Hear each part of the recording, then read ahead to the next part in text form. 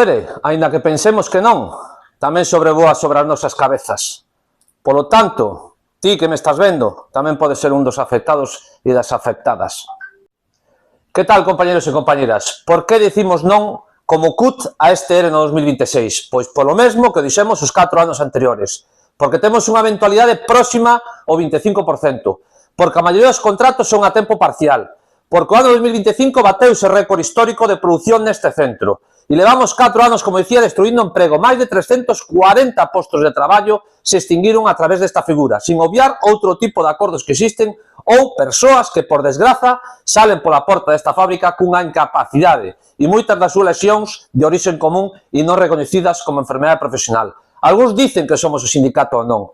Vos diríades sí a un ERE cando tes un 25% de eventualidade, cando a maioría dos contratos son a tempo parcial, cando te obligan a traballar 6 días sobre 7, cando temos unha quenda de fin de semana tamén traballando actualmente na planta?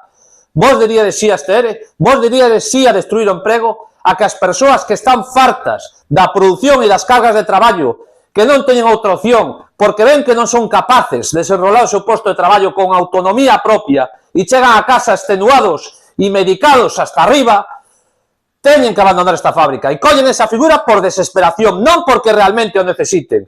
Cando teñen un futuro laboral incerto aí fora, o fan porque están fartos, están desesperados e buscan solucións. E aquí os sindicatos, no lugar de buscar solucións, o que facilitan é que salgan. Eses mesmos sindicatos que seguramente no 1 de maio vos van a pedir que vos manifestedes con eles, pola defensa de emprego, polas melloras, pola xornada de 37 horas e media ou de 35 horas, mentras aquí asinan obligatoriamente que podamos traballar 6 días sobre 7. Pois esta é a realidade neste centro de traballo. Por iso nós como CUT decimos non, e seguiremos dicindo non, todas as veces que faga falta hasta que se enteren.